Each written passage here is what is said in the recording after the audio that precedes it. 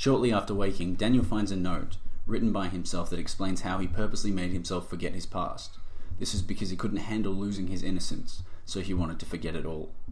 The note urges Daniel to descend into the castle's inner sanctum and murder a man named Alexander, the Baron of the castle. The note gives a final warning that a living nightmare is chasing him, and Daniel must escape it for as long as he can, because there is no way to fight back.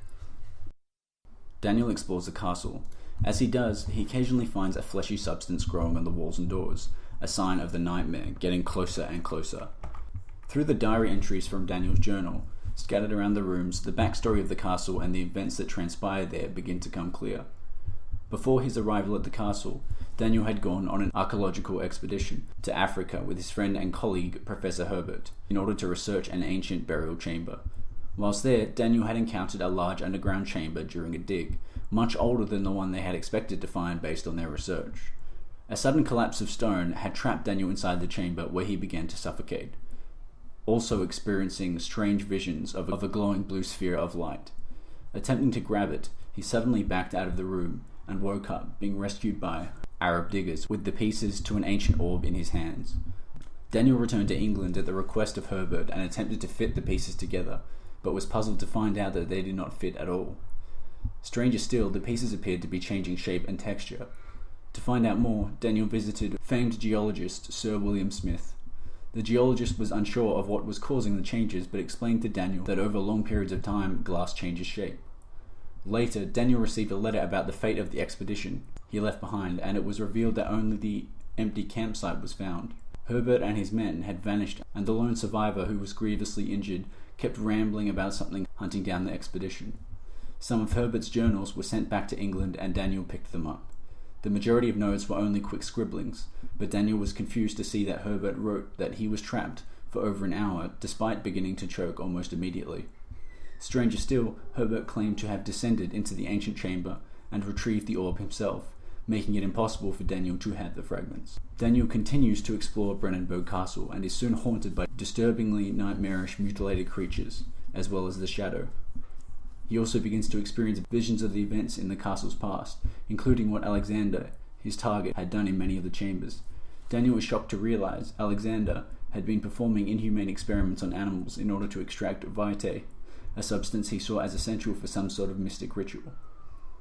He is also shown to be ruthless, even going as far as poisoning and killing his own men to prevent them from telling the outside world what he had been doing inside the castle. Daniel also experiences flashbacks of him and Alexander talking to one another, presumably on their way to the inner sanctum. Daniel continues his journey down into the depths of the castle through the use of Alexander's elevator, which takes him down into the underground prison area of the castle. Further diary entries show that despite being haunted by nightmares every night, Daniel was able to reassemble the orb after waking from a nightmare.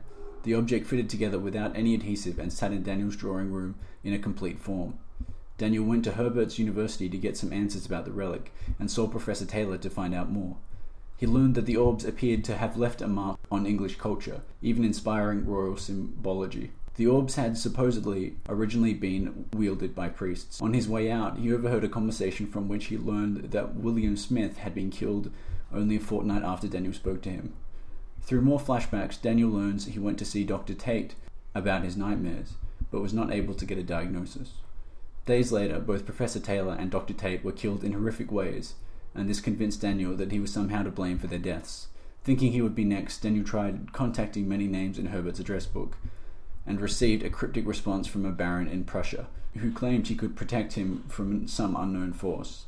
The letter was signed to Alexander, and urged Daniel to come to Brennenburg Castle immediately.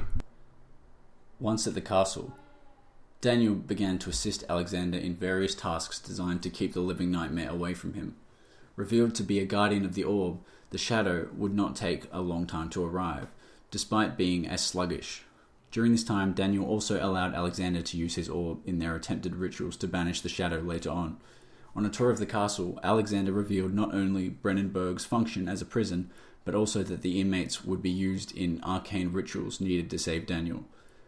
The Shadow began to draw even closer, until finally, the partial failure of a ritual allowed it into the castle. Panicking, Daniel told Alexander he would do whatever it took to survive and unwittingly played right into the Baron's hands. Back in the current timeline, close to the inner sanctum, Daniel meets an old frail man chained to the wall near the castle's laboratory. The man is Agrippa, a friend of Alexander's, who helped him gain knowledge of the orb's power many years ago. His consciousness is now trapped in a dead husk so that Alexander may use him as a source of information. Agrippa asks Daniel to create a concoction to set him free from his body and to stop Alexander from using the orbs. Through finding the ingredients and the things needed to carry on, Daniel finds himself in part of the castle, littered with torture rooms and bodily remains. Through flashbacks and more diary entries, it becomes clear why Daniel chose to lose his memories at the beginning of the game. Alexander began telling Daniel about the different methods of extracting vitae from prisoners down in the castle depths, claiming the process would keep the shadow away from him. Daniel followed him without question through his increasing desperation, and helped to perform gruesome rituals of killing the prisoners through various methods of torture, thinking that he would save himself through the process. Using such items as an Iron Maiden and a brass bull, Daniel ended up becoming the very thing he was killing, and even went as far as to kidnap local villagers and children from outside the castle to use for the rituals. Consumed by grief, regret, and disgust at his actions, Daniel drank a memory-destroying amnesia tonic to have a fresh start and fix what he had done. He realized that Alexander had manipulated him in order to obtain the orb to achieve his goal, and swore that the Baron would die for his actions, leading to the events at the start of the game. As he progresses, Daniel is attacked by a horde of creatures and locked up in one of the castle prison cells.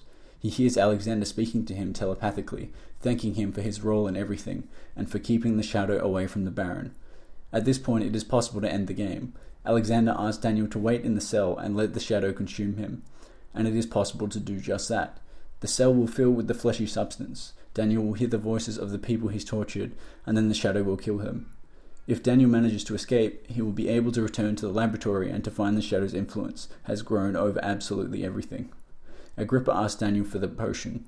If the player has found the ingredients, then the potion can be made in the lab and fed to Agrippa. The old man then asks that his head be cut off and taken with Daniel to stop Alexander and get into a portal before he does. If the player did not find the ingredients, then Daniel enters the inner sanctum alone. He uses the power of his own orb to open the way and goes to complete his objective. Inside the massive chamber, Alexander awaits on a raised platform in front of one of the orbs, engulfed in a blue glow. Surrounding the orb are 3 fragile pillars that are feeding blue-hued energy. In order to complete the ritual, Alexander thanks Daniel once again and rants about how he can finally return home. 3 possible endings to the game can happen at this point. If the player chooses to knock over the pillars, then the ritual fails. Alexander screams and his body disintegrates, and Daniel leaves the chamber. The shadow's influence is assumed to be gone through this redeeming action, and he leaves Brennenburg Castle behind with a guilt-free conscience. If the player wishes to achieve this ending after Alexander finished his speech, they have 2.5 minutes to do it. If the player does nothing at first, the portal Alexander wants to open appears and he begins to float towards it, leaving Daniel to face the shadow alone. If the player uses Agrippa's head on the portal, then the ritual will be completed before Alexander can get through, resulting in his death. Daniel is seemingly killed by the shadow, but wakes up in darkness with small blue lights visible in the distance. The voice of Agrippa assures him everything is going to be alright, and the game ends.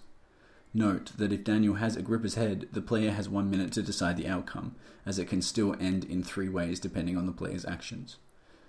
If the player does nothing at all, then the portal opens and Alexander enters into it in a blue flash. With nothing holding back the shadow, the fleshy substance consumes the inner sanctum and kills Daniel slowly, and the voices of his victims can be heard begging for mercy. The screen fades to black. The game ends with Alexander thanking Daniel and saying that his sacrifice will not be forgotten. The player can achieve a lesser-known 4th ending if he remains in the cell after being captured by the servants. Eventually, the shadow reaches the cell and he is killed in the same style, and receives the same thanks from Alexander.